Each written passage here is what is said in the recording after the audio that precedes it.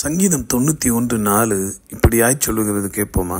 அவர் தமது சிறகுகளாலே உன்னை மூடுவார், அவர் செட்டைகளின் கீழே அடைக்கலம் புகுவாய், அவருடைய சத்தியம் உனக்கு பரிசையும் கேடகுமாம்.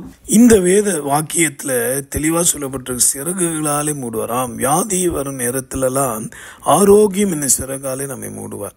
யோபுங்கிற பக்தனுடைய வாழ்க்கை பார்த்தீங்கன்னா உச்சந்திலிருந்து உள்ளங்கால் வரையும் பருக்களாக கொப்பளங்களால நிறைந்திருந்தது. அவன் ஓட்டை எடுத்து தன்னுடைய உடம்பை சுரண்டி கொண்டான்னு பார்க்கும். அப்படிப்பட்ட ஒரு கொடுமையான வியாதி வந்து, ஆனால் அந்த நேரத்தில் ஆறுதல் சொல்ல வேண்டிய அவனுடைய நண்பர்களோ அவனை பழிக்கவும் தூஷிக்கவும் குற்றம் கண்டுபிடிக்கவுமே பேசினார்கள்.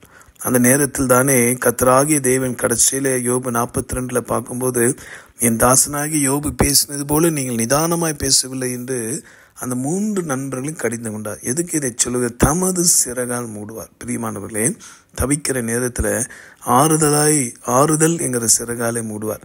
வியாதி நேரத்தில் ஆரோக்கியம் என்ற சிறகால் மூடுவார்.